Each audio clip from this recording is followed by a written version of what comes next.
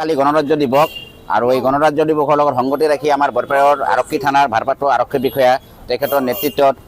তথা আমাৰ বৰপেটা জিলা আৰক্ষী প্ৰশাসনে আমাৰ বৰপেটা ৰোডৰ মানে অলিয়ে গলিয়ে বিভিন্ন ঠাইত আমি মানে তালাচী অভিযান দেখা পাইছোঁ আৰু আমাৰ ৰাজপথলৈ অহা বিভিন্ন চাৰিচকীয়া দুচকীয়া বাহন বাইক আৰোহী সকলোকে মানে এটা মানে তলাচী চলাই আছে আৰু যাতে কোনো ধৰণৰ কুটাঘাত সংঘটিত হ'ব নোৱাৰে আমি ৰাইজকো সচেতন হ'বলৈ আহ্বান জনাইছোঁ। যদি কোনো ধৰণৰ কিবা মানে কুটাঘাতমূলক তেওঁলোকৰ দৃষ্টিগোচৰ হয় তে আমাৰ আৰক্ষী প্ৰশাসনক জনাব লাগে। আৰু বিশেষকৈ মই আৰু এটা কথা ক'বলৈ বিচাৰিম যে অহাকালি যিহেতু গণৰাজ্য দিৱস আমাৰ বৰপেটা ৰোডৰ বিভিন্ন দোকানত এই ধৰণৰ মানে কাগজৰ প্লাষ্টিকৰ জাতীয় যিসমূহ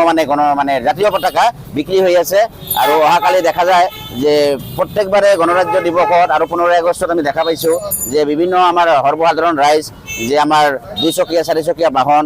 বাইচাইকেল মটৰ চাইকেলৰ বিভিন্ন যান বাহনত মানে এই ৰাষ্ট্ৰীয় পতাকাবিলাক মানে লগায় আৰু তাৰে পিছত কি হয় আমি কেতিয়াবা দেখা পাইছোঁ যে এই ৰাষ্ট্ৰীয় পতাকাৰ মানে মিছ ইউজ হৈ থাকে। আমি সকলো ৰাইজক অনুৰোধ জনাম যে ৰাষ্ট্ৰীয় পতাকাৰ যিহেতু এটা সন্মান আছে সকলোৱে যাতে ব্যৱহাৰৰ পাছত মানে সদব্যৱহাৰ হ'ব লাগে এই ৰাষ্ট্ৰীয় পতাকাৰ, যিহেতু ৰাষ্ট্ৰীয় পতাকা আমাৰ এটা মানে ৰাষ্ট্ৰীয় সন্মান। সকলোকে আমি অনুৰোধ জনাইছোঁ যাতে কোনেও যাতে মিছ ইউজ নকৰে এই ৰাষ্ট্ৰীয় পতাকাৰ। আৰক্ষী প্ৰশাসনৰ যিটো ভূমিকা আমি দেখা পাইছোঁ আজি বিগত 7 দিনৰ পৰা আমি মানে ধন্যবাদ জ্ঞাপন কৰিছোঁ।